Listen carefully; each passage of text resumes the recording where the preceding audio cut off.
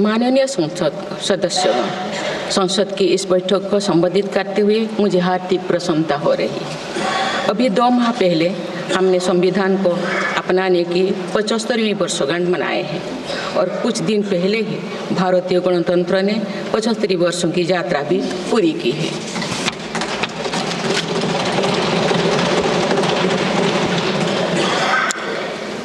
ये अवसर लोकतंत्र की जननी के रूप में भारत के गौरव को नई ऊंचाई देगा। मैं सभी देशवासियों की तरफ से बाबा साहेब आम्बेडकर समेत सभी संविधान निर्माताओं को नमन करती हूँ। माननीय सदस्यगण, इस समय देश में महाकुंभ का ऐतिहासिक पर्व भी चल रहा है। महाकुंभ भारत की सांस्कृतिक परंपरा का, भारत की सामाजिक चेतना का पर्व है। देश और दुनिया से आए करोड़ों श्रद्धालुओं प्रयागराज में पूर्ण स्नान कर चुके हैं। मैं मौनो अमावस्या के दिन हुई हादसे पर अपना दुख व्यक्त करती हूँ। घायलों के शीघ्र स्वस्थ होने की कामना करती हूँ। कुछ दिन पहले ही हमने देश के पूर्व प्रधानमंत्री डॉक्टर मनमोहन सिंह जी को खोए हैं।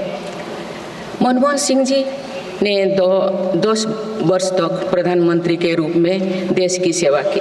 वे लंबे समय तक संसद के सदस्य भी रहे। मैं मनमोहन सिंह जी को भावभीनी श्रद्धांजलि अर्पित करती हूँ। माननीय सदस्यगण, भारत की विकास यात्रा की इस अमृतकाल को आज मेरी सरकार अभूतपूर्व उपलब्धियों के माध्यम से नई ऊर्जा दे रही है। तीसरे कार्यकाल में 3 गुना तेज गति से काम हो रहा है। आज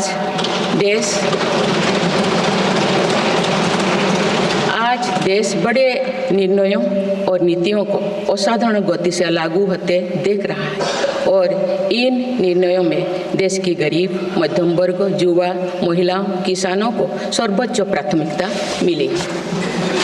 मेरी सरकार ने तीसरे कार्यकाल में सभी के लिए आवास के उद्देश्य की पूर्ति के लिए ठोस कदम उठाए हैं। प्रधानमंत्री आवास योजना का विस्तार करते हुए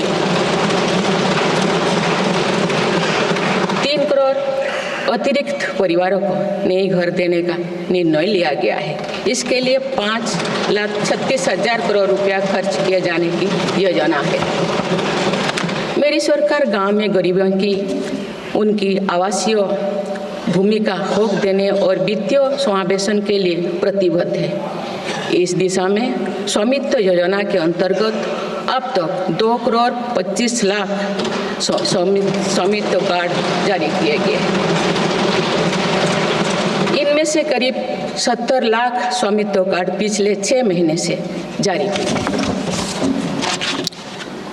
पीएम किसान सम्मान निधि के तहत करोड़ों किसानों को पिछले महीने में 41,000 करोड़ रुपया की राशि का भुगतान हुआ है। जनजातीय समाज के 5 करोड़ लोगों के लिए धरती व जनजातीय ग्राम उत्कर्ष अभियान प्रारंभ हुआ है। इसके लिए 80,000 करोड़ रुपये का प्रावधान किया गया है। आयुष्मान भारत योजना के अंतर्गत 70 वर्षों और उससे अधिक उम्र के 6 करोड़ वरिष्ठ नागरिकों को स्वास्थ्य बीमा देने का फैसला हुआ है। इन्हें हर वर्ष 5 लाख रुपये का हेल्थ कवर मिलेगा। छोटे उद्यमियों के लिए मुद्रा ऋण की सीमा 10 लाख रुपये से बढ़कर 20 लाख रुपया कर दी गई है। मेरी सरकार ने युवाओं की शिक्षा और उनके लिए रोजगार के नए अवसर तैयार करने पर विशेष फोकस किया है। मेधावी छात्रों को उच्च शिक्षा में वित्तीय सहायता देने के लिए पीएम विद्यालक्ष्मी योजना शुरू की गई है। 1 करोड़ युवाओं को शीर्ष 500 कंपनियों में इंटर्नशिप के अवसर भी दिए जाएंगे। पेपर लीक की घटनाओं को रोकने और भर्ती में पारदर्शिता सुनिश्चित करने के लिए नया कानून लागू किया गया है। सहकार से समृद्धि की भावना पर चलते हुए सरकार ने त्रिभुवन सहकारी यूनिवर्सिटी की स्थापना को प्रस्ताव स्वीकृत किया है। सरकार ने प्रधानमंत्री ग्राम सड़क योजना के 4थे चरण में 25,000 बस्तियों को जोड़ने के लिए 70,000 करोड़ रुपया स्वीकृत किए। आज जब हमारा देश अटल जी की जन्म शताब्दी का वर्ष मना रहा है, तो प्रधानमंत्री ग्राम सड़क योजना उनके विजन का पर्याय बनी हुई है। देश में अब 71,000 वंदे भारत, अमृत भारत और नमो भारत ट्रेन चल रही है, जिनमें पिछले 6 माह में ही 17 नए वंदे भारत और 1 नमो भारत ट्रेन को जोड़ा गया है। वन नेशन वन इलेक्शन और वक्फ अधिनियम संशोधन जैसे कई महत्वपूर्ण विषय पर भी सरकार ने तेज गति से कदम आगे बढ़ाए हैं। माननीय सदस्यगण, मेरी सरकार के 1 दशक के कार्यकाल ने विकसित भारत की यात्रा को नई ऊर्जा दी है। विकसित भारत के विजन में जन भागीदारी का सामूहिक सामर्थ्य है, देश की आर्थिक उन्नति का रोड मैप है, डिजिटल क्रांति के रूप में टेक्नोलॉजी की ताकत है और आधुनिक इंफ्रास्ट्रक्चर आधार भी है। मेरी सरकार के प्रयास के बल पर भारत दुनिया की तीसरी सबसे बड़ी अर्थव्यवस्था बनने जा रही है। विकसित भारत की उड़ान को हमारे संविधान के आदर्शों का सतत मार्गदर्शन मिलता रहे, इसके लिए सरकार ने सेवा, सुशासन, समृद्धि और स्वाभिमान इन प्रमुख सिद्धांतों को गवर्नेंस के केंद्र में रखा है। सरकार रिफॉर्म, परफॉर्म और ट्रांसफॉर्म के अपने संकल्पों को तेज गति से आगे बढ़ा रही है। मेरी सरकार का मंत्र है सबका साथ, सबका विकास, सबका विश्वास और सबका प्रयास, और इस मंत्रों का एक ही लक्ष्य है, विकसित भारत का निर्माण।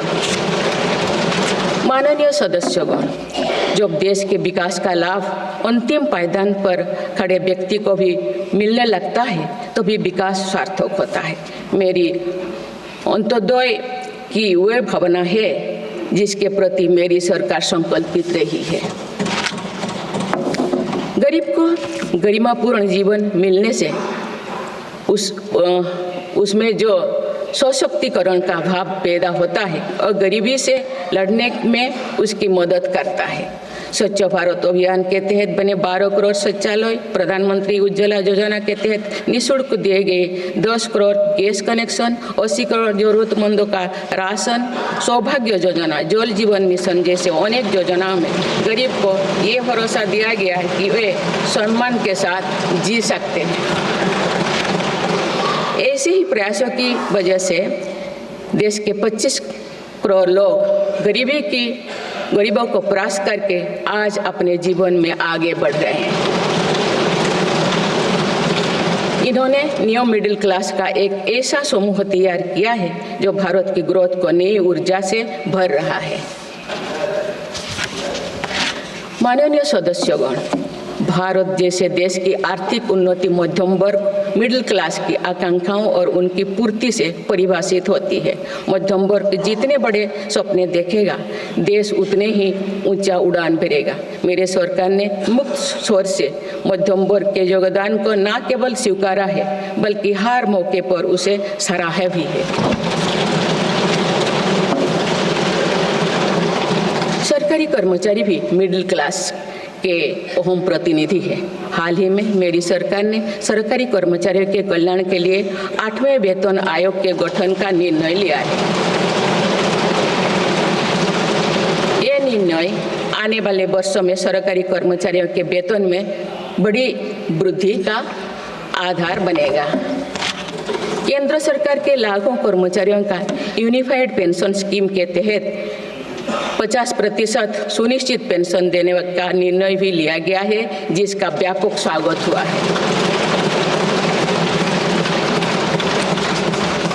मध्यम वर्ग का अपने घर का सपना पूरा करने के लिए भी मेरी सरकार प्रतिबद्ध है।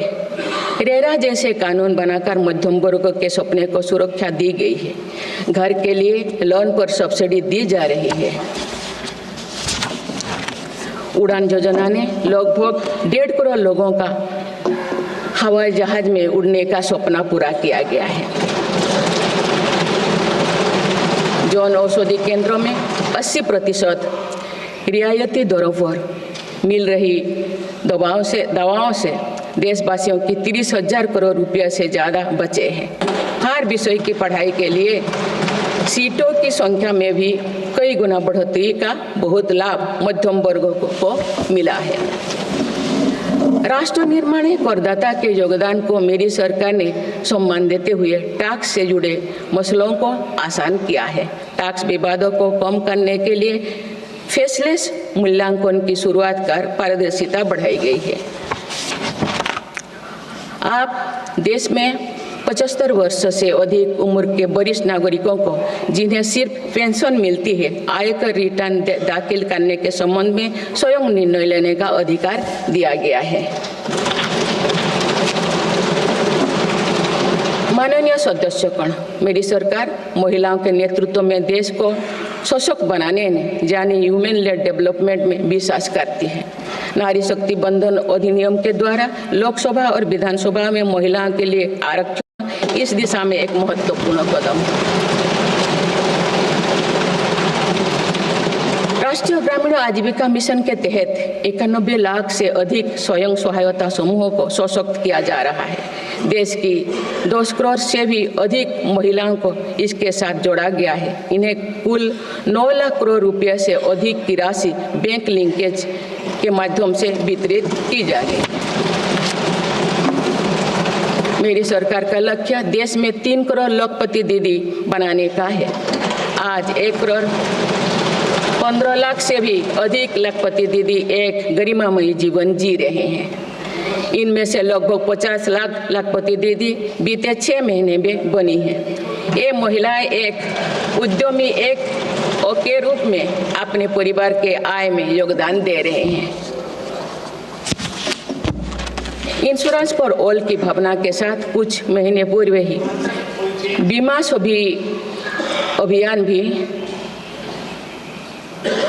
सखी अभियान भी शुरू किया गया है। हमारे बैंकिंग और डिजी पेमेंट्स सखियां दूर दराज के इलाकों में लोगों को वित्तीय व्यवस्था से जुड़ने में महत्वपूर्ण भूमिका निभा रहे हैं।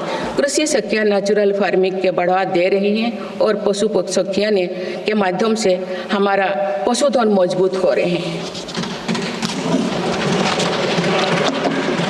ड्रोन दीदी योजना महिलाओं के आर्थिक और तकनीकी सशक्तिकरण का माध्यम बने हैं। ये इस संसद के लिए गौरव का विषय है कि बड़ी संख्या में भारत की बेटियां लड़ाकू विमान उड़ा रही हैं, पुलिस में भर्ती हो रही हैं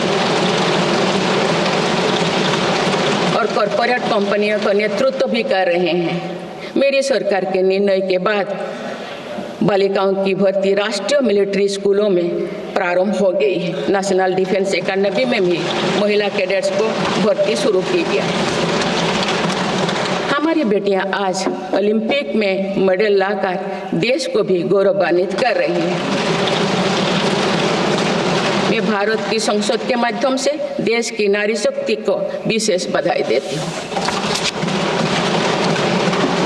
माननीय सदस्यगण, पिछले 1 दशक में देश के हर बड़े प्रयास का दायित्व आगे बढ़कर भारत के युवाओं को उठाना पड़ा है। आज हमारा युवा स्टार्टअप स्पोर्ट्स से लेकर स्पेस तक हर फील्ड में देश का नाम रोशन कर रहे हैं। माय भारत पोर्टल के जरिए लाखों युवा राष्ट्र निर्माण के कार्य से जुड़ रहे हैं। पिछले 1 दशक में मेक इन इंडिया, आत्मनिर्भर Bharat, startup India, stand up India और डिजिटल इंडिया जैसी पहल ने युवाओं को रोजगार के अनेक अवसर प्रदान किए हैं। पिछले 2 वर्षों में सरकार ने रिकॉर्ड संख्या में 10 लाख स्थायी सरकारी नौकरियां प्रदान की गई। मेरी सरकार ने युवाओं के बेहतर कौशल और नई अवसरों के सृजन के लिए 2 लाख करोड़ रुपया का पैकेज स्वीकृत किया है। 1 करोड़ युवाओं के लिए इंटर्नशिप की व्यवस्था से युवाओं को ग्राउंड पर काम करने का अनुभव प्राप्त होगा। आज देश में 1.5 लाख से अधिक स्टार्टअप है जो इनोवेशन के स्तंभ के रूप में उभर रहे हैं। 1000 करोड़ रुपया की लागत से स्पेस सेक्टर में वेंचर कैपिटल फंड की शुरुआत की गई है। US world future skill index 2025 में भारत विश्व में दूसरे नंबर पर पहुंच गया है। यानी फ्यूचर ऑफ वर्क श्रेणी में एआई और डिजिटल टेक्नोलॉजी अपनाने में भारत दुनिया को रास्ता दिखा रहा है।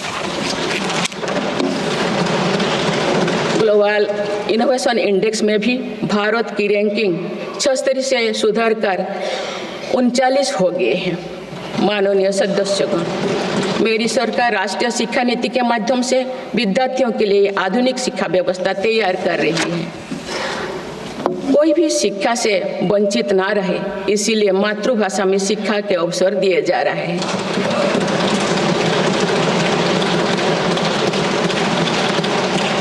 विभिन्न भर्ती परीक्षाएं 13 भारतीय भाषाएं में आयोजित कर भाषा संबंधी बाधाओं को भी दूर किया गया है। बच्चों में इनोवेशन को बढ़ावा देने के लिए 10,000 से अधिक स्कूलों में अटल टिंकरिंग लैब्स खोली गई है। ईज ऑफ डूइंग रिसर्च के लिए हाल ही में one nation one subscription scheme लागू कर दिया है। इससे अंतर्राष्ट्रीय शोध की सामग्री निःशुल्क उपलब्ध हो सकेगी। पिछले एक दशक में उच्च शिक्षण संस्थाओं की संख्या बढ़ी है। इनकी गुणवत्ता में भी व्यापक सुधार हुआ है। यूएस विश्व यूनिवर्सिटी एशिया रैंकिंग में हमारे 163 विश्वविद्यालय शामिल हुए हैं। नालंदा विश्वविद्यालय के नए कैंपस का शुभारंभ कर शिक्षा में भारत का पुराना गौरव वापस लाया गया है। वो दिन भी दूर नहीं जो भारत में निर्मित गगनयान में एक भारतीय नागरिक अंतरिक्ष में जाएगा। कुछ दिन पहले स्पेस डॉकिंग में सफलता ने भारत के अपने स्पेस स्टेशन का मार्ग और आसान कर दिया गया। कुछ दिन पहले इसरो ने अपना 100वां लॉन्च करते हुए सैटेलाइट के सफलतापूर्वक स्थापित किए। मैं इस उपलब्धि के लिए भी इसरो को और सभी देशवासियों को बधाई देती हूँ। माननीय सदस्यगण, मेरी सरकार ने देश में विश्व स्तरीय स्पोर्ट्स वातावरण बनाने की दिशा में खेलो India scheme, target Olympic podium scheme यानी स्टॉप्स राष्ट्रीय स्पोर्ट्स यूनिवर्सिटी स्थापित करके देश को आगे कदम बढ़ाए हैं। दिव्यांग के लिए ग्वालियर में विशेष खेल केंद्र खोला गया है। भारत की टीमों में चाहे ओलंपिक हो या फिर पैरालंपिक, हर जगह बेहतरीन प्रदर्शन किया गया है। हाल ही में विश्व शतरंज चैंपियनशिप में भी भारत ने अपना परचम लहराया। फिट इंडिया मूवमेंट चलाकर हम सशक्त युवा शक्ति का निर्माण कर रहे हैं।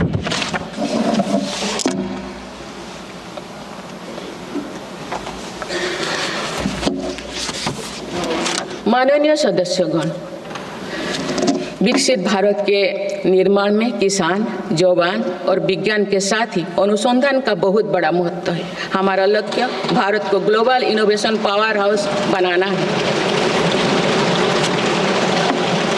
देश के शिक्षण संस्थानों में अनुसंधान को बढ़ावा देने के लिए 50,000 करोड़ रुपया की लागत से अनुसंधान नेशनल रिसर्च फाउंडेशन स्थापित किया गया है। 10,000 करोड़ रुपया के लागत से विज्ञान धारा योजना के तहत विज्ञान एवं प्रौद्योगिकी में इनोवेशन को बढ़ावा दिया जा रहा है। आर्टिफिशियल इंटेलिजेंस के क्षेत्र में भारत के योगदान को आगे बढ़ाते हुए इंडिया एआई मिशन प्रारंभ किया गया है। राष्ट्रीय क्वांटम मिशन से भारत इस फ्रंटियर टेक्नोलॉजी में दुनिया के अग्रणी देशों की पंक्ति में स्थान बना सकेगा। मेरी सरकार देश में बायो मैन्युफैक्चरिंग को बढ़ावा देने के उद्देश्य से बायो ई-ट्री पॉलिसी लाई है। ये पॉलिसी भविष्य की औद्योगिक क्रांति का सूत्रधार होगा। बायो इकोनॉमी का उद्देश्य प्राकृतिक संसाधनों का कुशल उपयोग करना है, जिससे पर्यावरण को संरक्षित करते हुए रोजगार के नए अवसर पैदा होगा। माननीय सदस्यगण, मेरी सरकार ने अर्थव्यवस्था को पॉलिसी पैरालिसिस जैसे परिस्थितियों से उबरने के लिए मजबूत इच्छा शक्ति के साथ काम किया है। कोविड और उसके बाद के हालात एवं युद्ध जैसी वैश्विक चिंताओं के बावजूद भारतीय अर्थव्यवस्था ने जो स्थायित्व एवं रेजिलियंस दिखाया है वो उसके सशक्त होने का प्रमाण है। मेरी सरकार ने ईज ऑफ डूइंग बिजनेस को बढ़ावा देने के लिए कई महत्वपूर्ण कदम उठाए हैं। वन नेशन वन टैक्स की भावना के तहत जीएसटी को व्यवस्था लागू की गई है, जिसका फायदा सभी राज्यों को मिल रहा है। मेक इन इंडिया जैसी नीतियों के कारण आप बड़े ग्लोबल ब्रांड को प्रोडक्ट पर भी मेड इन इंडिया के लेवल्स देखने लगे हैं। माननीय सदस्यगण, भारत के छोटे व्यापारी गांव से लेकर शहरों तक हर जगह आर्थिक प्रगति को गति देते हैं। मेरी सरकार छोटे उद्यमियों को अर्थव्यवस्था की रीढ़ मानते हुए उन्हें स्वरोजगार के नए अवसर दे रही है। एमएसएमई के लिए क्रेडिट गारंटी स्कीम और ई कॉमर्स एक्सपोर्ट हब्स सभी प्रकार के उद्योगों को बढ़ावा दे रही है। तीसरी कार्यकाल में मेरी सरकार द्वारा मुद्रा ऋण की सीमा को 10 लाख रुपये से बढ़ाकर 20 लाख रुपया करने का लाभ करोड़ों छोटे उद्यमियों को हुआ। मेरी सरकार ने क्रेडिट एक्सेस को आसान बनाया है। इससे वित्तीय सेवाओं की लोकतांत्रिक बनाया जा सका है। आज लोन, क्रेडिट कार्ड, बीमा जैसे प्रोडक्ट सबके लिए आसानी से सुलभ हो रही है।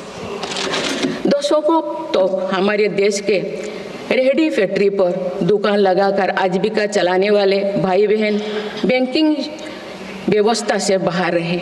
आज उन्हें पीएम स्वनिधि योजना का लाभ मिल रहा है। डिजिटल ट्रांजैक्शन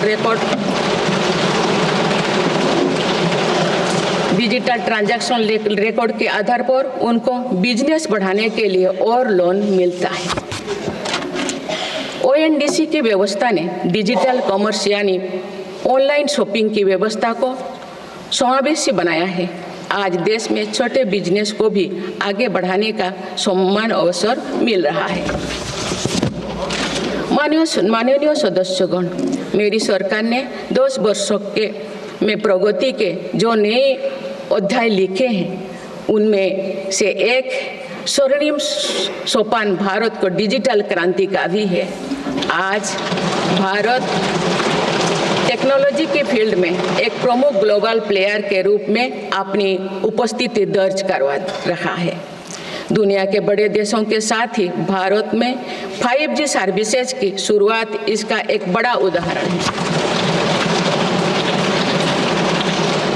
भारत की यूपीआई टेक्नोलॉजी की सफलता से दुनिया के कई विकसित देश भी प्रभावित हैं। आज 50% से ज़्यादा real time digital transaction Bharat में हो रहा है। मेरी सरकार ने डिजिटल टेक्नोलॉजी को सामाजिक न्याय और समानता के एक टूल के तौर पर इस्तेमाल किया है। डिजिटल पेमेंट कुछ लोगों या कुछ वर्गों तक सीमित नहीं है। भारत में छोटे से छोटा दुकानदार भी इस सुविधा का लाभ उठा रहे हैं। गांव में भी बैंकिंग सेवाएं और यूपीआई जैसे वर्ल्ड क्लास टेक्नोलॉजी उपलब्ध है। भारत में पिछले 10 साल में बने 5 लाख से ज़्यादा कॉमन सर्विस सेंटर्स सरकार की दर्जनों सुविधाएं ऑनलाइन उपलब्ध कराई जा रही हैं। मेरी सरकार ने लोगों के जीवन पर सरकार का प्रभाव कम करने के लिए ई गवर्नेंस को महत्व दिया है। डिजी लॉकर्स की व्यवस्था ने लोगों को कभी भी कहीं भी अपने महत्वपूर्ण डॉक्यूमेंट्स पाने और दिखाने की सुविधा दी गई। तेजी से डिजिटाइज होते हमारे समाज में आज राष्ट्रीय सुरक्षा से जुड़ा एक और महत्वपूर्ण विषय साइबर सिक्योरिटी है। डिजिटल फ्रॉड, साइबर क्राइम और डीप फेक जैसे टेक्नोलॉजी सामाजिक, आर्थिक और राष्ट्रीय सुरक्षा के लिए चुनौती भी बनी है। इन साइबर क्राइम को नियंत्रित करने के लिए कई कदम उठाए गए हैं। साइबर सुरक्षा के क्षेत्र में भी युवाओं के लिए रोजगार की संभावनाएं हैं।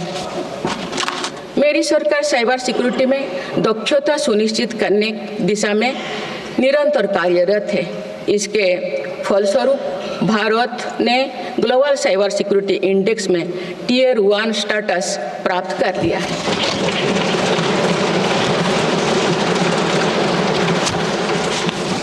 माननीय सदस्यगण, किसी भी देश का आधुनिक इंफ्रास्ट्रक्चर ने केवल उसके नागरिकों को एक बेहतर जीवन एवं देश को नई पहचान देता है, बल्कि देश को एक नया आत्मविश्वास भी देता है। बीते दशक में भारत ने वर्ल्ड क्लास इंफ्रास्ट्रक्चर निर्माण के कई माइलस्टोन तय किए हैं। इस आधुनिक इंफ्रास्ट्रक्चर से दुनिया में भारत की छवि मजबूत हुई है। इन्वेस्टर्स का भारत के प्रति भरोसा बढ़ा है, उपयोग को बल मिला है और नए रोजगार का निर्माण हो रहा है। मेरी सरकार देश के हर हिस्से को हाईवे, एक्सप्रेसवे से कनेक्ट करने के लिए मिशन मोड में काम कर रही है। पीएम गति शक्ति नेशनल मास्टर प्लान के द्वारा परियोजना पर पूरा करने की गति तेज हुई है। 2 साल पहले बुनियादी ढांचे का बजट लगभग 2 लाख करोड़ रुपया था, जो पिछले बजट में बढ़कर 11 लाख करोड़ रुपया से अधिक हो गया।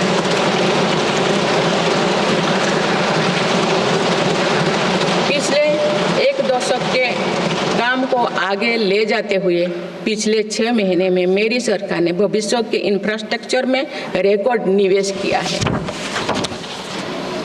वाडवोन में भारत के पहले डीप वाटर मेगा पोर्ट की आधारशिला रखी गई है। 76,000 करोड़ की लागत से बनने वाला ये पोर्ट विश्व के शीर्ष 10 पोर्ट में से एक। मुझे बताते हुए खुशी हो रही है कि उधमपुर श्रीनगर बारामूला रेल लिंक परियोजना पूरी हो गई है और अब देश कश्मीर से कन्याकुमारी तक रेलवे लाइन से जुड़ जाएगा। इस महत्वाकांक्षी परियोजना के तहत चेनाब ब्रिज का निर्माण हुआ है, जो विश्व का सबसे ऊंचा रेल ब्रिज है। साथ ही आंधी ब्रिज देश का पहला रेल केबल ब्रिज बना है। सिंकुन ला सुरंग पर काम भी सफलतापूर्वक आगे बढ़ रहा है। निकट भविष्य में पूरी होने पर यह विश्व की सबसे ऊंचा सुरंग होगा। इससे लद्दाख और हिमाचल प्रदेश के बीच 12मासी संपर्क बना रहेगा।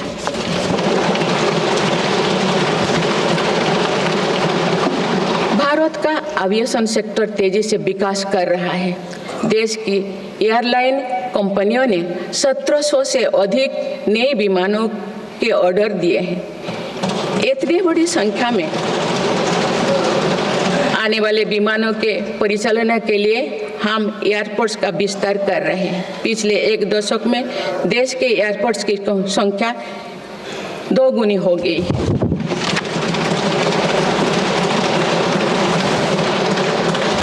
माननीय सदस्यगण, विकसित भारत को गति देने के लिए हमारे शहरों को फ्यूचर रेडी बनाना आवश्यक है। इस दिशा में मेरी सरकार ने शहरी सुविधाओं का आधुनिकीकरण कर उन्हें एनर्जी एफिशिएंट बनाने पर जोर दिया है। साथ ही नए शहर के विकास के भी नींव रखी जा रही है।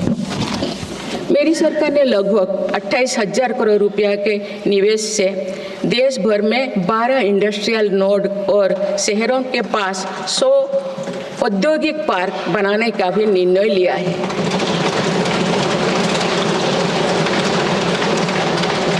शहरी यातायात को सुगम बनाने के कार्य लगातार जारी है। दिल्ली, पुणे, ठाणे और बेंगलुरु में मेट्रो प्रोजेक्ट्स और अहमदाबाद भुज रूट पर शुरू हुई नमो भारत रैपिड रेल सर्विसेज विकसित भारत के शहरों का स्वरूप है।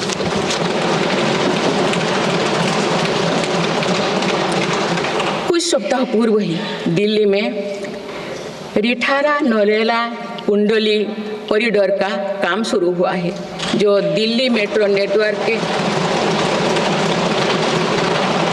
बड़े सेक्शन में से एक होगा। मेरी सरकार के निरंतर प्रयास से दिल्ली में मेट्रो टूर लगातार बढ़ रहा है।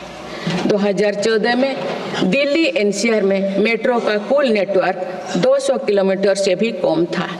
अब ये बढ़कर दुगुना से भी ज़्यादा हो गया।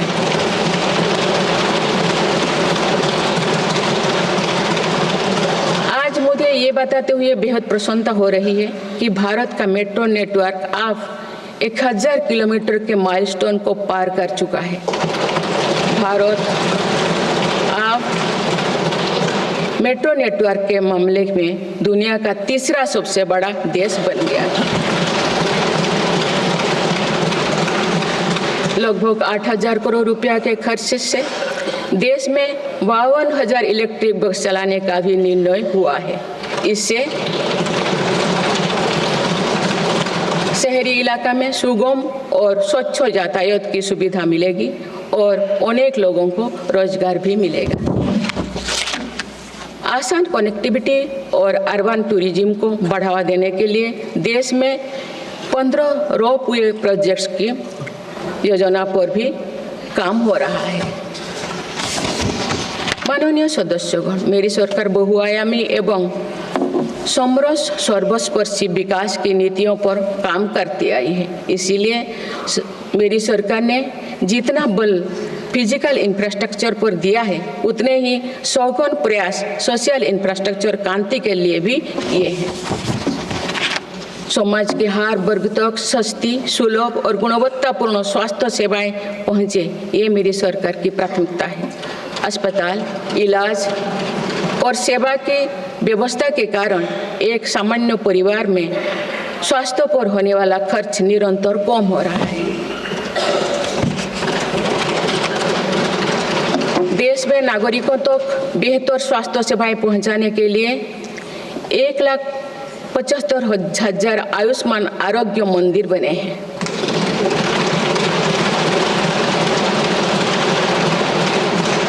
देश में कैंसर मरीजों की बढ़ती संख्या और इलाज में होने वाले खर्च को देखते हुए अनेक कैंसर दवाओं को कस्टम ड्यूटी में से मुक्त कर दिया गया है।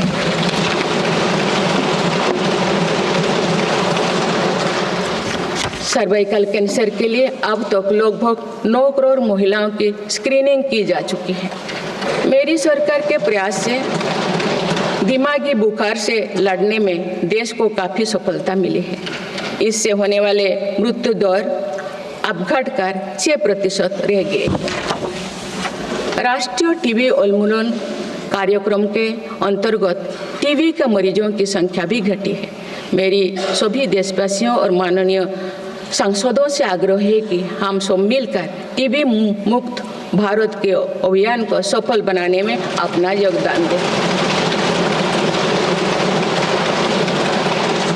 भारत में मातृ मृत्यु दर और शिशु मृत्यु दर में भी व्यापक सुधार हुआ है। गर्भवती महिलाओं और बच्चों के टीकाकरण कार्यक्रम की सही ट्रैकिंग रखने के लिए यूइन पोर्टल लॉन्च किया गया है। इस पोर्टल पर अब तक लगभग 30 करोड़ वैक्सीन खुराक दर्ज हो चुका है। टेलीमेडिसिन के माध्यम से 30 करोड़ से अधिक टेली कंसल्टेशन से नागरिकों को स्वास्थ्य लाभ मिला है। सरकार अगले 5 सालों में देश के मेडिकल कॉलेजों में 75,000 नई सीटों के सृजन के लिए भी काम कर रही है। सरकार हेल्थ इंफ्रास्ट्रक्चर और मेडिकल इक्विपमेंट मैन्युफैक्चरिंग को बढ़ावा दे रही है। देश में नई बल्क ड्रग और मेडिकल डिवाइसेस के पार्क भी बनाया जा रहा है। हमने रोजगार के अनेक नए अवसर उपलब्ध हो रहा है। माननीय सदस्यगण, भारत में आधुनिक और आत्मनिर्भर कृषि व्यवस्था हमारा लक्ष्य है। मेरी सरकार किसानों को फसलों का उचित दाम दिलाने और उनकी आय बढ़ाने के लिए समर्पित भाव से काम कर रही है।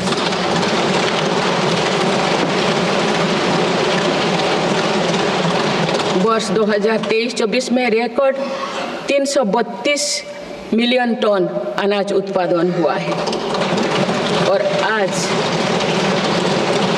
आज भारत विश्व का सबसे बड़ा दूध, दाल और मसालों का उत्पादक है।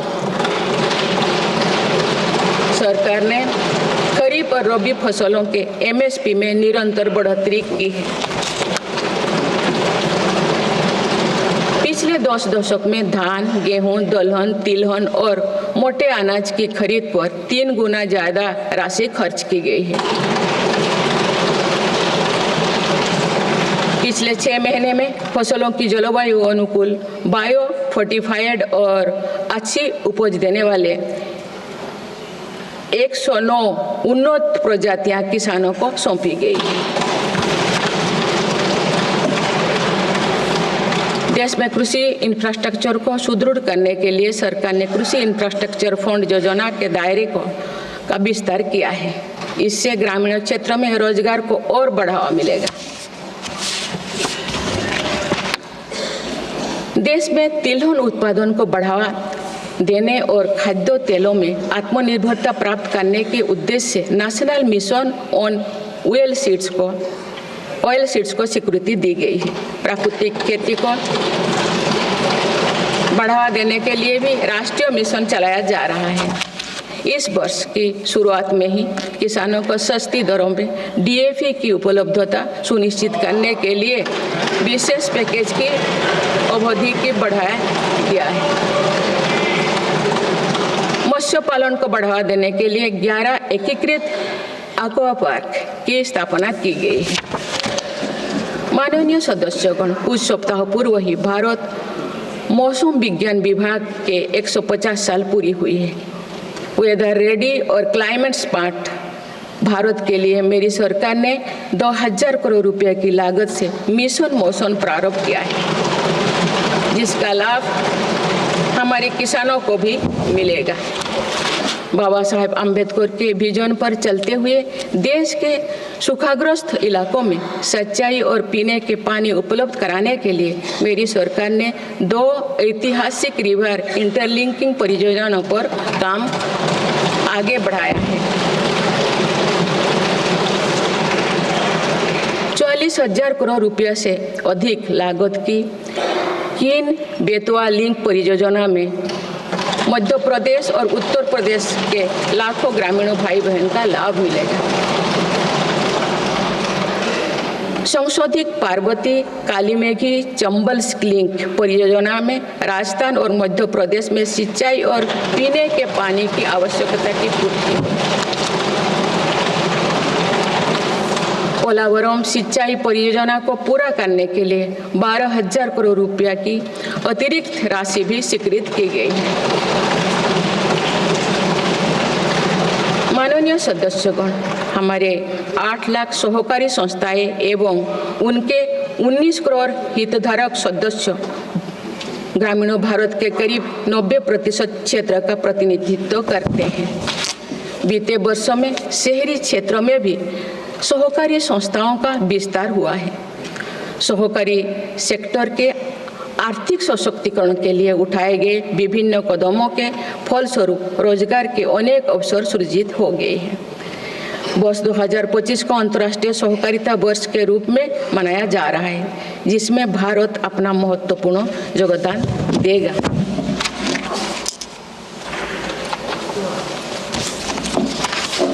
माननीय सदस्यगण, हम जब राष्ट्र के विकास और उपलब्धियों की चर्चा करते हैं तो वास्तव में हम राष्ट्र के नागरिकों की क्षमता एवं उपलब्धियों का ही उल्लेख कर रहे होते हैं। आज देश के विकास में सबका साथ है, इसीलिए हम देश के सही सामर्थ्यों का अनुभव कर पा रहे हैं। मेरी सरकार के प्रयासों का सबसे अधिक लाभ देश के दलित, वंचित और आदिवासी समाज को मिल रहा है।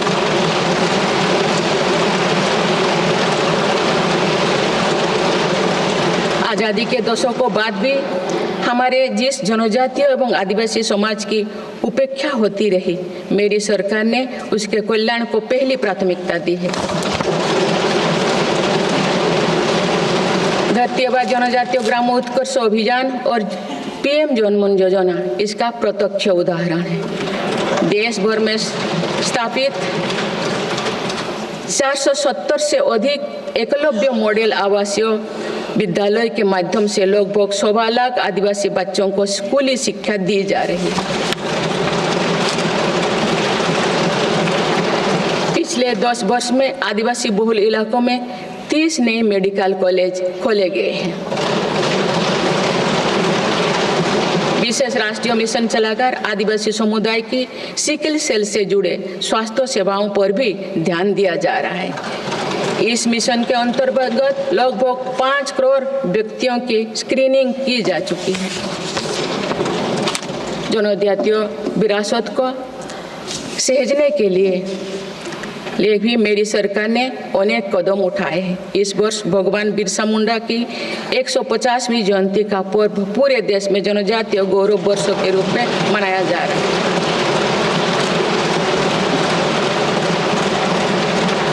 माननीय सदस्यगण, विकसित भारत की एक महत्वपूर्ण कसौटी देश का संतुलित विकास है।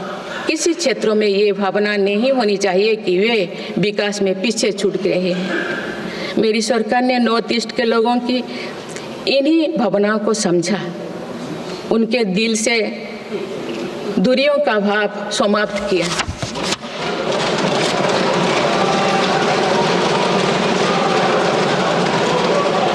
से अधिक शांति समझौते को कर सरकार ने अनेक गुटों को शांति के मार्ग से जोड़ने का काम किया है। पूरा देश नॉर्थ ईस्ट के 8 राज्यों की संभावनाओं को देख सके, इस दिशा में पहले अष्टलोक महोत्सव का आयोजन किया गया है।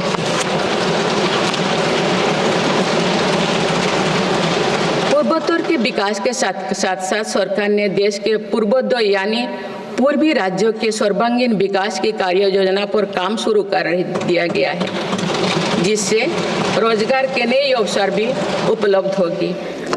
अंडमान निकोबार एवं लक्षद्वीप में विकास की कई परियोजनाएं प्रारंभ कर उन्हें राष्ट्र की विकास यात्रा में महत्वपूर्ण स्थान दिया गया है।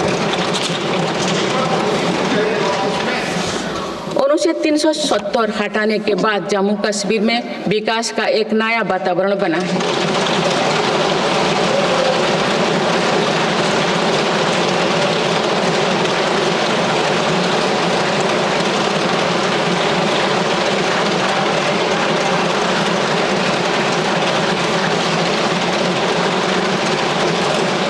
जम्मू कश्मीर में लोकसभा चुनाव एवं विधानसभा चुनाव अत्यंत शांतिपूर्ण माहौल में संपन्न हुए।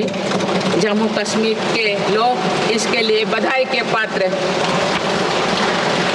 माननीय सदस्यगण, राष्ट्र या समाज की सफलता समावेशी एवं सर्वस्पर्शी तभी होती है जब वो सिद्धांतों से प्रेरित हो। इसलिए मेरी सरकार ने उन मौलिक सिद्धांतों को हमेशा अपने कार्यनीति के केंद्र में रखा, जिनका निर्देश हमारे संविधान ने दिया है। संविधान के आलोक में मेरी सरकार की प्रमुख सैद्धांतिक प्रेरणा है सेवा।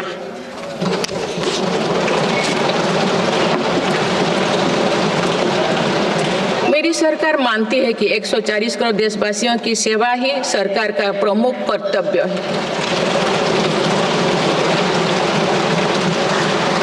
इस दिशा में सरकार पूरी संवेदनशीलता से काम कर रही है। समाज के पिछड़े वर्ग और सफाई कर्मचारियों को आसान लोन मुहैया कराने के लिए पीएम सूरज योजना का विस्तार किया गया है। सरकारी योजनाओं का लाभ दिव्यांगजनों तक पहुंचाने के लिए 1 करोड़ से अधिक दिव्यांग पहचान पत्र जारी किए गए हैं। स्वच्छता सैनिकों के लिए चलाई जा रही नमस्ते योजना का विस्तार कर अब स्वच्छता का बीड़ा उठाने वाले भाई बहनों को भी इसमें शामिल किया गया है। विकसित भारत की यात्रा में कोई भी छूटने ना पाए, इस ध्येय के अनुरूप मेरी सरकार सैचुरेशन अप्रोच के साथ काम कर रही है। माननीय सदस्यगण, बीता दशक भारत की सांस्कृतिक चेतना के पुनः जागरण का दशक रहा है।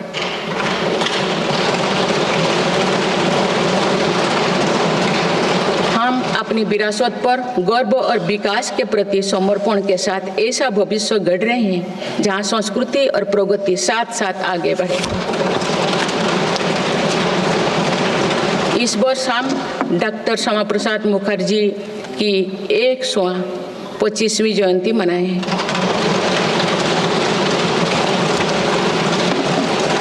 उन्होंने कहा था कि सच्चा राष्ट्रवाद केवल भारत की भौतिक एकता नहीं बल्कि उनकी सांस्कृतिक एकता को मजबूत करने में है। इसी कड़ी में भगवान महावीर का 2550वें निर्माण महोत्सव श्रद्धापूर्वक मनाया गया है। देश ने उत्साह से संत मीराबाई की 525वीं जयंती भी मनाई। महाकवि संत तरुवल्लभ की स्मृति में कई देशों में सांस्कृतिक केंद्र स्थापित किए जा रहे हैं। मेरी सरकार काशी तमिल संगमम, काशी तेलुगु संगमम, सौराष्ट्र तमिल संगमम जैसे सांस्कृतिक आयोजन करके देश की एकता को बढ़ावा दे रहे हैं। माननीय सदस्यगण, हमारी पांडुलिपियों या हमारी धरोहर है, इनमें विशाल ज्ञान समाहित है जिसका मानव जाति के लाभ के लिए अध्ययन, शोध और उपयोग करने की आवश्यकता है। उन्होंने प्रौद्योगिकी का उपयोग करके पांडुलिपियों के डिजिटाइजेशन और संरक्षण का कार्य मिशन मोड पर प्रारंभ किया जा रहा है। देश की विरासत का एक महत्वपूर्ण स्तंभ हमारी समृद्ध भाषा संस्कृति है। मुझे खुशी है कि सरकार ने असमी, मराठी, पाली, प्राकृत और बांग्ला भाषाओं को क्लासिकल लैंग्वेज का दर्जा दिया है। भारत की सभी भाषाओं में सरलता से संवाद के लिए AI की सहायता से भाषिणी प्लेटफॉर्म का देशवासी व्यापक उपयोग कर रहे हैं। माननीय सदस्यगण, मेरी सरकार के प्रयासों से आज विश्व के सांस्कृतिक मंच पर भारत ने ग्लोबल लीडर की पहचान बनाई है।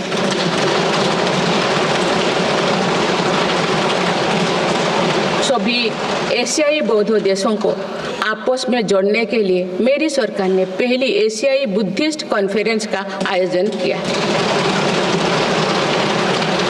पिछले वर्ष वर्ल्ड हेरिटेज कमेटी की बैठक का आयोजन भी भारत में हुआ, जिसमें 140 देशों ने भाग लिया। अंतर्राष्ट्रीय योग दिवस के माध्यम से पूरा विश्व आज भारत की योग परंपरा को अंगीकार कर रहा है। माननीय सदस्यगण, प्रगति की भव्य इमारत को नई बुलंदियों तक ले जाने के लिए मजबूत स्तंभों की जरूरत होती है। भारत के विकास के लिए मेरी सरकार ने रिफॉर्म, परफॉर्म और ट्रांसफॉर्म के ऐसे ही 3 मजबूत स्तंभ बनाए हैं। आज ये सब पूरी दुनिया में भारत के नए गवर्नेंस मॉडल का पर्याय बन गए हैं। सरकार ने संविधान के लागू होने से पहले बने कानूनों की विस्तृत समीक्षा की है। कई कानूनों को निरस्त या संशोधन किया जा रहा है ताकि पूरा तंत्र वर्तमान सामाजिक और आर्थिक चुनौतियों का सामना कर सके। सरकार अब तक 1500 से अधिक पुराने और आवश्यक कानूनों को निरस्त कर चुके हैं। गुलामी के कानूनों को हटाकर दंड संहिता के स्थान पर न्याय संहिता लागू किए गए। जन विश्वास और जन भागीदारी के साथ मेरी सरकार जनता का जीवन सुगम बनाने पर कार्य कर रही है। विवादों को निपटाने के लिए विवाद से विश्वास की पहल की गई है। इसी भावना के साथ सरकार ने 40,000 से अधिक नियमों का कम या सरल किया है और 3500 प्रावधानों को अपराध मुक्त किया है।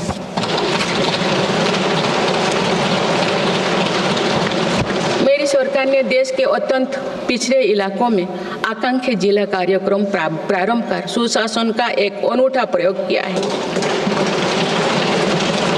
कार्यक्रम से इन जिलों में स्वास्थ्य, पोषण, कृषि, सामाजिक विकास और शिक्षा जैसे विभिन्न मापदंडों में उल्लेखनीय प्रगति हुई। यूएनडीपी की एक रिपोर्ट में इस पहल की बहुत सराहना की गई है। इस सफलता से प्रेरित होकर अब देश के 500 आकांक्षा ब्लॉक में भी समग्र विकास हेतु अभियान प्रारंभ किया गया है।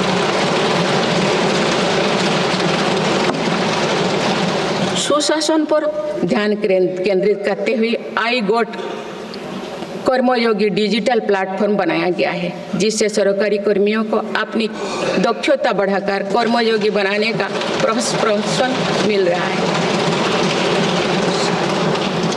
इस प्लेटफॉर्म पर 1700 पाठ्यक्रमों उपलब्ध है और अब तो 2 करोड़ से अधिक प्रशिक्षण पूर्ण किए गए हैं। माननीय सदस्यगण, इस वर्ष देश सरदार वल्लभ भाई पटेल की 150वीं जयंती मना रहे हैं। उनकी प्रेरणा से मेरी सरकार राष्ट्र प्रथम की भावना को लेकर आगे बढ़ रही है। देश की सीमाओं की रक्षा और आंतरिक सुरक्षा सुनिश्चित करने के लिए सरकार ने ऐतिहासिक कार्य किए हैं। विशेषकर रक्षा क्षेत्र में आत्मनिर्भरता में हमें बहुत उत्साहजनक परिणाम मिले हैं। हम मेक इन इंडिया से मेक फॉर द वर्ल्ड की ओर बढ़े हैं। इससे देश में रोजगार के नए अवसर भी बन रहे हैं। कुछ दिन पहले एक ऐतिहासिक पल में देश में बने 2 युद्धपोतों और 1 पनडुब्बी को भारतीय नौसेना में कमीशन किया गया है। देश में डिफेंस इंडस्ट्रियल कॉरिडोर की स्थापना और डिफेंस स्टार्टअप्स को प्रोत्साहन देकर हम आत्मनिर्भरता का और स्वरोजगार को मजबूती दे रहे हैं। सीमाओं की रक्षा के साथ साथ देश के सीमावर्ती क्षेत्र का विकास भी हमारी रणनीति का अहम हिस्सा है। सीमा क्षेत्र की सड़कें और अटल टनल, सेला टनल, सोनमर्ग टनल जैसे आधुनिक इंफ्रास्ट्रक्चर से रक्षा और पर्यटन का बढ़ावा मिला है। सीमा पर स्थित देश के प्रथम गांव में वाइब्रेंट विलेज कार्यक्रम प्रारंभ किया गया है। वामपंथी उग्रवाद को समाप्त करने के लिए के अंतिम चरण की भी शुरुआत हो चुकी है। सरकार के प्रयासों से वामपंथी उग्रवाद प्रभावित जिलों की संख्या 126 से घटकर अब 38 तक आ गए हैं। माननीय सदस्यगण, वैश्विक अस्थिरता के वातावरण में भारत आर्थिक, सामाजिक और राजनैतिक स्थिरता का स्तंभ बनकर विश्व के सामने आदर्श प्रस्तुत कर रहा है। चाहे G7 समिट हो या क्वाड, ब्रिक्स, एससीओ हो या G20, भारत के सामर्थ्य, नीति और नियत पर पूरे विश्व ने भरोसा जताया है।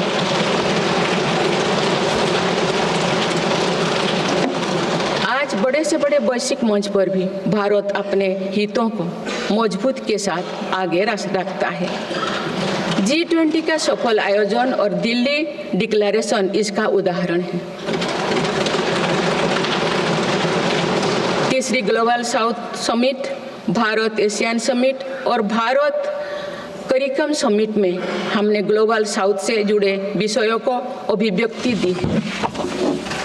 हमने समिट ऑफ द फ्यूचर में भारत का विजन ऑफ फ्यूचर रखा है। इसी माह में मेरी सरकार द्वारा भुवनेश्वर में प्रवासी भारतीय दिवस का आयोजन किया गया।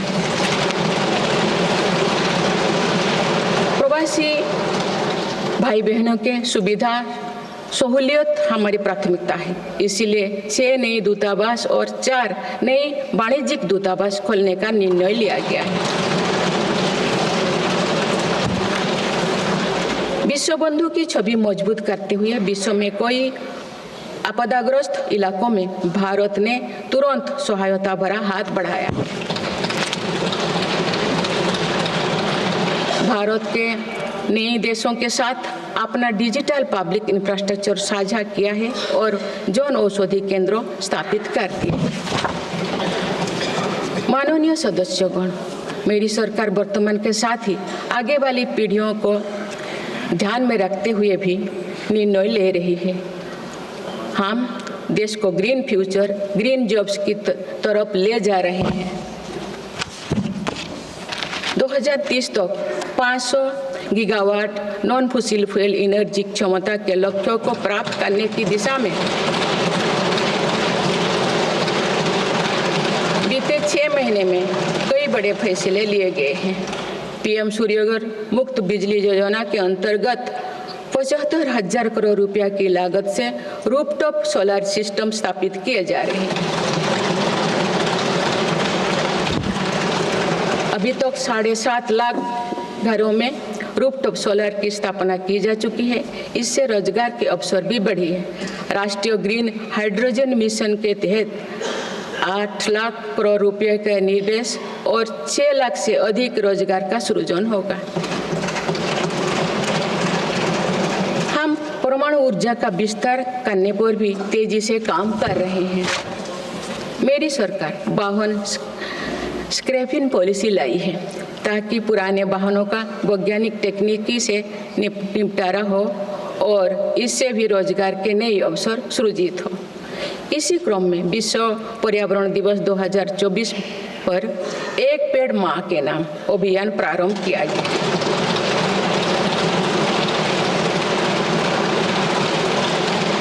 इस पहल में करोड़ों देशवासियों ने बढ़ चढ़कर हिस्सा लिया है।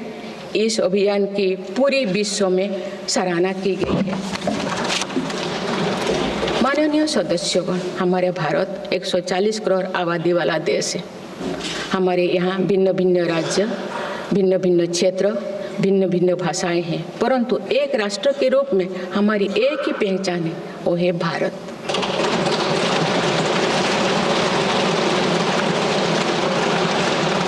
हमारा एक ही संकल्प है, एक ही लक्ष्य है, विकसित भारत।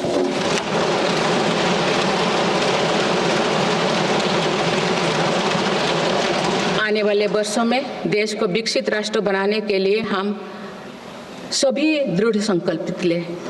इस संकल्प में देश के शहीदों की प्रेरणाएं हैं, पूज्य बापू के मानवीय आदर्श है और सरदार पटेल जी जैसे माँ भारती की संतानों द्वारा हमें दिलाई गई एकता की शपथ है। हमें इन प्रेरणाओं को आगे रखते हुए एकता के इस सामर्थ्य से विकसित भारत के संकल्पों को पूर्ण करना है। आइए हम एक बार फिर एकता के संकल्पों को दोहराएं और भारत के सपनों को पूरा करने के लिए कटिबद्ध हो। जब हम साथ मिलकर बढ़ेंगे तो हमारी भावी पीढ़ियां 2047 में अवश्य विकसित, सशक्त, समर्थ और समृद्ध भारत देखेंगी।